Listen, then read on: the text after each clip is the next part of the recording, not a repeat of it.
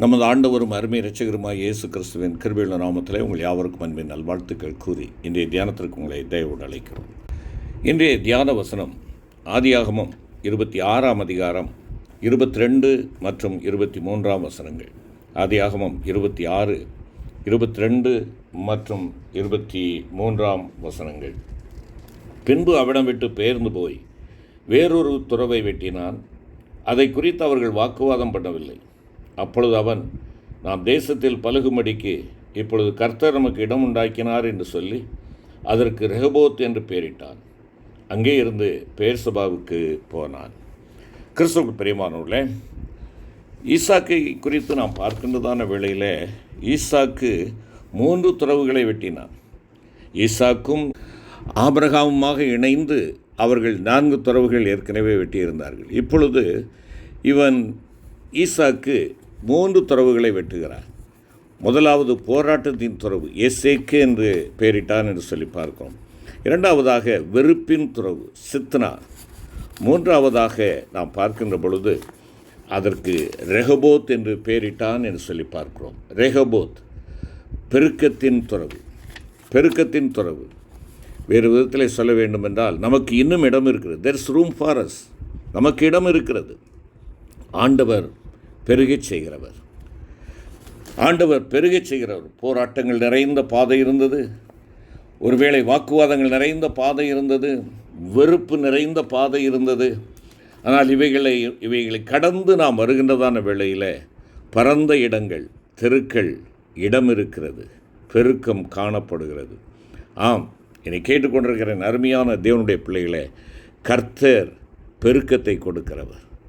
கர்த்தர் எப்பொழுதுமே சுருகிக் கொள்கிறவர் அல்ல, சுருக்கமாய் கொடுக்கிறவர் அல்ல, அள்ளி கொடுக்கிறவர்.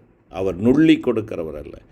ஆண்டவர் கொடுப்பது வழிந்தோடு ஆசீர்வாதமாக அவர் கொடுக்கிறார். பெருக்கத்தின் துறவு. கர்த்தர் பெருகச் செய்கிறார். ஆதியாகமம் 17ஆம் அதிகாரம் 6ஆம் வசனத்தை பாருங்கள். உன்னை மிகவும் அதிகமாய் பலுக பண்ணி உன்னிலே ஜாதிகளை உண்டாக்குவேன், உன்னிடத்திலிருந்து ராஜாக்கள் தோன்றுவார்கள். ஜாதிகளை உண்டாக்குவேன், ராஜாக்கள் தோன்றுவார்கள். 28ஆம் அதிகாரம் 3வது வசனத்திலே நாம் பார்க்கின்ற பொழுது, சர்வ வல்லமுள்ள தேவன் உன்னை ஆசீர்வதித்து நீ பல ஜனக்கூட்டமாகும்படி உன்னை பலுகவும் பெருகவும் பண்ணினார். பிரியமான கர்த்தருடைய பிள்ளைகளே, ஆண்டவர் பெருகச் செய்கிறவர். நீ இன்று இன்னும் நான் குறுகி போயிருக்கிறேன், சிறுமையடைந்திருக்கிறேன் என்று சொல்லுவாய் என்றால், உன்னை பெருகச் செய்கிற தேவனை நோக்கிப்பார், அவரை நோக்கிப்பார். யோசேப்பை பெருகச் செய்த ஆண்டவர் இன்றும் ஜீவனோடு இருக்கிறார். யோசேப்பு சொல்கிறதை கவனியுங்கள். ஆதியாகமம் 41ஆம் அதிகாரம் 52வது வசனத்திலே, நான் சிறுமைப்பட்டிருந்த தேசத்தில் தேவன் என்னை பலுக பண்ணினார் என்று சொல்லி இளையவனுக்கு எப்ராஹிம் என்று பெயரிட்டான் என்பதாக நாம் பார்க்கிறோம். எனக்கு அன்பான சகோதரனே, சகோதரியே, நீ இருக்கிற இடத்துல நீ சிறுமைப்பட்டவனாக, நிந்திக்கப்படுகிறவனாக, அவமானப்பட்டவனாக, வேதனைப்படுகிறவனாக நீ இருக்கலாம். யோசேப்புக்கு நேர்ந்த சிறுமைகள் கொஞ்ச நஞ்சம் அல்ல. ஆனால் அவை அனைத்தின் மத்தியிலே தேவன் என்னை பலுக பண்ணினார் என்று அவன் சொல்லி விசுவாசத்தோடு அவன் தன்னுடைய இளைய குமாரனுக்கு எப்ராஹிம் என்று பெயரிட்டான் என்பதாக பார்க்கிறோம். யாத்திராகமம் 1ஆம் அதிகாரத்திலே 7ஆம் வசனத்தை பார்க்கிறோம். இஸ்ரவேல் புத்திரர் மிகுதியும் பலுகி ஏராளமாய் பெருகி பலத்திருந்தார்கள், தேசம் அவர்களால் நிறைந்தது. தேசம், எந்த தேசம்? எகிப்து தேசம் இஸ்ரவேலர்களால் நிரம்பி இருந்ததாம். தேவன் எவ்வளவு பெருக்கத்தை கட்டளையிடுகிறார் என்று பாருங்கள். இடம் உண்டாக்குகிறவர். நம்முடைய தேவன் இடம் உண்டாக்குகிறவர். இன்னும் இடம் இருக்கிறது என்ற சொல் அவருடைய வாயிலிருந்து வந்து கொண்டே இருக்கிறது. ஆகையினாலே தான் அவருடைய வருகை தாமதித்து கொண்டிருக்கிறது. நீ பாவ ஜீவியத்திலிருந்து விடுபட்டு வாழ, மாயையிலிருந்து விடுபட, உன்னுடைய வருத்தத்திலிருந்து விடுபட அவர் இன்றும் அழைத்து கொண்டே இருக்கிறார். இடம் இருக்கிறது, வா வா. பரிசுத்த மத்தேயு 11:28 அதைத்தான் சொல்கிறார். வருத்தப்படுகிறாயா, பாவ பார சுமக்கிறாயா, என்னிடத்திலே வா, இடம் இருக்கிறது. உன் பாவத்தை கழுவக்கூடிய இரத்தம் இன்னும் என்னிடத்திலே இருக்கிறது. உனக்கு இளைப்பாறுதலுக்கான இடம் என்னிடத்திலே இருக்கிறது, வா வா என்று சொல்லுகிறார். அன்பு தேவனுடைய பிள்ளையே, உன்னுடைய பாவ வாழ்க்கையை குறித்து நீ கலங்கி போய் இப்படிப்பட்ட ஒரு சூழ்நிலையில் இருக்கிற எனக்கு மீட்பு உண்டா, எனக்கு விடுதலை உண்டா என்று சொல்லி அங்கலாய்க்காதே. ஆக்கினையிலிருந்து விடுபடும்படியாக தேவனிடமாய் ஓடிவா. கையும் களவுமாய் பிடித்து கொண்டு வரப்பட்ட அந்த பெண்மணியை ஆண்டவர் ஆக்கினைக்குள்ளாக தீர்க்கவில்லை. மாறாக நீ போய் நீ பாவம் செய்யாதே என்று சொல்லி அனுப்பினார். உனக்கும் எனக்கும் ஆக்கினையிலிருந்து விடுபடும்படியாக தன்னுடைய ஜீவனை கொடுத்து உன்னையும் என்னை மீட்கும்படியாக வந்த ஆண்டவர், உன்னுடைய அடிமைத்தனத்திலிருந்து உன்னை விடுவிக்கும்படியாய் வந்த ஆண்டவர், அவரிடத்தில் இடம் உண்டு. 18 வருடமாய் கட்டப்பட்டிருந்த கூனி பிசாசு அவளை கட்டிப்பட்டிருந்தான் என்று சொல்லி ஆண்டவர் சொல்லுகிறார். அவள் விடுதலை கொடுத்த ஆண்டவர் இன்றும் ஜீவிக்கிறார். ஆம், என்னிடத்தில் இடம் உண்டு, நான் உனக்கு பெருக்கத்தை கட்டளையிடுவேன் வா என்று சொல்லுகிறார். அழைக்கிற ஆண்டவர் உன்னிலே பெருக்கத்தை எதிர்பார்க்கிறார். என்னுடைய வாழ்க்கையிலே ஆண்டவர் பெருக்கத்தை எதிர்பார்க்கிறார். பேதுரு அப்போஸ்தலன் குறிப்பிடுகின்றதான வேளையிலே 2 பேதுரு 3ஆம் அதிகாரம் 18வது வசனத்திலே அவர் கூறுகின்ற பொழுது, 2 பேதுரு 3:18, நம்முடைய கர்த்தரும் இரட்சகருமாகிய இயேசு கிறிஸ்துவின் கிருபையிலும் அவரை அறிகிற அறிவிலும் வளருங்கள். அவரை அறிகிற அறிவில் வளருங்கள், அவருடைய கிருபையில் வளருங்கள்.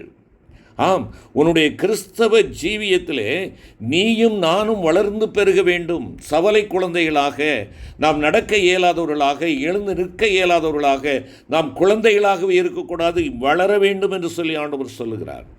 அந்த வளர்ச்சியை உன்னால் நீ பெற்றுக்கொள்ள முடியாது, உன் தேவனால் மாத்திரமே கிடைக்கும். அவரிடத்திலே வா. உன்னுடைய கிறிஸ்தவ ஜீவியம் வளர்ந்து இருக்கிறதா? கூனி குறுகி போயிருக்கிறதா? நான் அன்று ஆண்டவரை ஏற்றுக்கொண்ட அதே அளவிலிருந்து அந்த அன்புதான் இருக்கிறது. இப்பொழுது நான் இன்னும் அதைவிட வளர்ச்சி இல்லை, முதிர்ச்சி இல்லை, கனிகள் இல்லை என்று சொல்லி நீ ஒருவேளை எண்ணுவாய் என்றால் உன் ஆண்டவர் இந்த வேளையில் அழைக்கிறார். உன்னுடைய கிறிஸ்தவ வாழ்க்கையிலே நீ வளர்ந்து பெருக வேண்டும் என்று சொல்லி அழைக்கிறார். அது மாத்திரமல்ல, 1 கொரிந்தியர் 15ஆம் அதிகாரம் 58வது வசனத்திலே பவுலடிகளார் குறிப்பிடுகின்ற பொழுது, கர்த்தருடைய கிரியையில் நாம் என்ன செய்ய வேண்டும்? எப்பொழுதும் பெருகிறவர்களாக இருக்க வேண்டும் என்று சொல்லுகிறார். கர்த்தருடைய கிரியையிலே நீ ஏற்றுக்கொண்டவன் ஆண்டவரை ஏற்றுக்கொண்டால் மாத்திரம் போதாது, கர்த்தருடைய கிரியையிலே, கர்த்தருக்காக செயல்படுகிற செயலாக்கங்களிலே நீ வளர்ந்து கொண்டிருக்கிறாயா?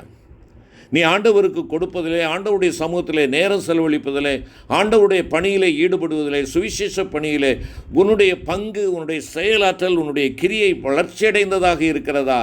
அதே அளவிலே இருக்கிறது. இல்லை என்றால் சவலை வாய்ந்தவனாக இருக்கிறேன் என்று சொல்லுகிறாயா? 2 தெசலோனிக்கேயர் 1ஆம் அதிகாரத்திலே நாம் பார்ப்போம் என்றால், 2 தெசலோனிக்கேயர் 1:3 ஆண்டவராகிய கர்த்தர் பவுலின் மூலமாக சொல்லுகிற வார்த்தையை பாருங்கள். 2 தெசலோனிக்கேயர் 1ஆம் அதிகாரம் 3ஆம் வசனம், சகோதரரே, நாங்கள் எப்பொழுதும் உங்களுக்காக தேவனை ஸ்தோத்திரிக்க கடனாளிகளாயிருக்கிறோம். உங்கள் விசுவாசம் மிகவும் பெருகிறபடியினாலும் நீங்கள் எல்லாரும் ஒருவரில் ஒருவர் வைத்திருக்கிற அன்பு அதிகரிக்கிறபடியினாலும் அப்படி செய்கிறது தகுதியாக இருக்கிறது. இங்கே சொல்லுகிறார், தெசலோனிக்க சபைக்கு அவர் சொல்லுகிறார், உங்களுடைய விசுவாசம் எப்படிப்பட்டதாக இருக்க வேண்டும்? பெருகுகிறபடியாக இருக்க வேண்டும். அதை சாட்சியாக சொல்லுகிறார். உங்களுடைய விசுவாசம் பெருகிறதாக இருக்கிறது, ஆகையினாலே ஆண்டவரை துதிக்கிறோம், ஸ்தோத்திரிக்கிறோம் என்பதாக சொல்லுகிறார். என் அருமையான சகோதரி, உன்னுடைய விசுவாசம் எப்படி இருக்கிறது? அது பெருக்கத்திற்குள்ளாக இருக்கிறதா? வளர்ச்சிக்குள்ளாக இருக்கிறதா? 2 பேதுரு 1ஆம் அதிகாரம் 8வது வசனத்திலே குறிப்பிடுகின்ற பொழுது, 2 பேதுரு 1ஆம் அதிகாரம் 8வது வசனத்திலே பேதுரு அப்போஸ்தலன் சொல்லுகின்ற பொழுது, இவைகள் உங்களுக்கு உண்டாயிருந்து பெருகினால் உங்களை நம்முடைய கர்த்தராகிய இயேசு கிறிஸ்துவை அறிகிற அறிவிலே வீணரும் கனியற்றவர்களுமாய் இருக்க ஒட்டாது என்பதாக பேதுரு அப்போஸ்தலன் குறிப்பிடுகிறார். இவைகள் என்று சொல்லுகின்ற பொழுது அவர் எதை குறிப்பிடுகிறார்? இங்கே நாம் பார்க்கின்றதான வேளையிலே 4வது வசனத்திலிருந்து நாம் அவைகளை பார்க்கலாம். அவைகளிலே நாம் பார்க்கின்ற பொழுது, ஜாக்கிரதை உள்ளவர்களாய் உங்களுடைய விசுவாசத்தோடைய தைரியத்தையும், அதாவது விசுவாசம் பெருக வேண்டும், தைரியம் பெருக வேண்டும், ஞானம் பெருக வேண்டும், இச்சையடக்கம் பெருக வேண்டும், பொறுமை பெருக வேண்டும், தேவ பக்தி பெருக வேண்டும், சகோதர சிநேகம் பெருக வேண்டும். பெருக்கம் என்பது இதுதான் கனியுள்ள வாழ்க்கை என்பதாக பேதுரு அப்போஸ்தலன் குறிப்பிடுகிறார். பிரியமான தேவனுடைய பிள்ளையே, கனி உண்டா? கொலோசியருக்கு எழுதுகின்ற பொழுது பவுலடிகளார் 2ஆம் அதிகாரம் 7வது வசனத்தில், ஸ்தோத்திரத்திலே பெருக வேண்டும். என் ஆண்டவருக்கு செலுத்துகிற நன்றி எப்படி இருக்கிறது? ஸ்தோத்திரிக்கிறவனாக நான் இருக்கிறேனா? துதியின் சத்தம் என்னுடைய உதடுகளிலே காணப்படுகிறதா? என்னுடைய வீட்டிலே ரட்சிப்பின் கம்பீர சத்தம் காணப்படுகிறதா? பவுலடிகளார் கொரிந்து சபைக்கு எழுதுகின்ற பொழுது 2வது நிருபம் 8ஆம் அதிகாரம் 7வது வசனம் மற்றும் 9ஆம் அதிகாரம் 8வது வசனத்திலே குறிப்பிடுகின்றதான வேளையில் தர்ம காரியங்களிலே நாம் பெருக வேண்டும் என்று சொல்லுகிறார். தர்ம காரியங்களிலே நாம் பெருக வேண்டும் என்று சொல்லுகிறார். 8ஆம் அதிகாரம் 7வது வசனத்திலே அவர் சொல்லுகின்ற பொழுது, அல்லாமலும் விசுவாசத்திலும் போதிப்பிலும் அறிவிலும் எல்லாவித ஜாக்கிரதையிலும் எங்கள் மேலுள்ள உங்கள் அன்பிலும் மற்றெல்லா காரியங்களிலும் என்று சொல்லிவிட்டு, இவைகளிலே நீங்கள் பெருகி இருக்கிறது போல இந்த தர்ம காரியத்திலும் பெருக வேண்டும். நாம் ஒருவேளை விசுவாசத்தில் பெருகலாம், போதிப்பில் பெருகலாம், அறிவில் பெருகலாம், ஜாக்கிரதையில் பெருகலாம், இதெல்லாம் சரிதான். ஆனால் தர்ம காரியம் உண்டா? 9ஆம் அதிகாரத்தில் அவர் குறிப்பிடுகின்ற பொழுது 8வது வசனத்தில் அதைத்தான் சொல்கிறார். மேலும் நீங்கள் எல்லாவற்றிலும் எப்பொழுதும் சம்பூர்ணமுடையவர்களாயும் சகலவித நற்கிரியைகளிலும் பெறுகிறவர்களாயும் இருக்கும்படியாக தேவன் உங்களிடத்தில் சகலவித கிருபையும் பெருகச் செய்ய வல்லவராய் இருக்கிறார். சகலவித நற்கிரியை, அதுதான் தான தர்ம காரியங்கள். இவைகளை நான் செய்கின்ற பொழுது என் ஆண்டவர் என்ன செய்கிறாராம்? எனக்கு பெருக்கத்தை கட்டளையிடுகிறார், கிருபையை பெருகச் செய்ய வல்லவராக இருக்கிறார். 10வது வசனத்திலே அவர் சொல்லுகிறார், என்னுடைய கையின் பிரயாசங்களை வளர்ச்சியடைய விருத்தியடைய செய்கிற வளரச் செய்கிறவராக அவர் இருக்கிறார். பிரியமான கர்த்தருடைய பிள்ளைகளே, இன்னும் மேலுமாக பவுல் அப்போஸ்தலன் சொல்லுகின்ற பொழுது தெசலோனிக்கே சபைக்கு அவர் சொல்லுகின்ற பொழுது 1 தெசலோனிக்கேயர் 3ஆம் அதிகாரம் 12வது வசனம், 4ஆம் அதிகாரம் 10வது வசனத்திலே அவர் குறிப்பிடுகின்றதான வேளையில் அன்பிலே பெருகுங்கள் என்று சொல்லுகிறார். அன்பிலே பெருகுங்கள் என்று சொல்லுகிறார். தேவன் எதிர்பார்க்கிற கிறிஸ்தவ ஜீவியம் வளர்ச்சி அடைகிறதா? கர்த்தருக்காக செயல்படுகிற செயல்பாடுகள் வளர்ச்சி அடைகிறதா? விசுவாசத்திலே இன்னும் வளர்கிறவனாக இருக்கிறேனா? கனியுள்ள வாழ்வு என்னிடத்திலே காணப்படுகிறதா? ஸ்தோத்திரம் செலுத்துகிறதிலே நான் வளர்ச்சி அடைகிறவனாக இருக்கிறேனா? தர்ம காரியங்கள் அது முற்றுப்புள்ளியாக இருக்கிறதா? தொடர்ந்து கொண்டு இருக்கிறதா? நான் செலுத்துகிற அன்பு அது உள்நோக்கம் கொண்ட அன்பாக இருக்கிறதா? இல்லை என்றால் அது கிரயம் செலுத்தக்கூடிய அன்பாக இருக்கிறதா? பெருக்கத்தின் தெய்வமே, நீர் எங்களை பெருகச் செய்வதற்காய் நன்றி. உம்முடைய பெருக்கத்தை பெற்றுக்கொண்டிருக்கிற நாங்கள் கூனி கொருகி சுயநலமுடையவர்களாய் மாறிவிடாது அந்த பெருக்கத்தை பிறருக்காக பயன்படுத்த நீர் எங்களுக்கு கிருபை தாரும். இயேசுவின் மூலம் வேண்டிக் கொள்கிறோம் பிதாவே, ஆமென்.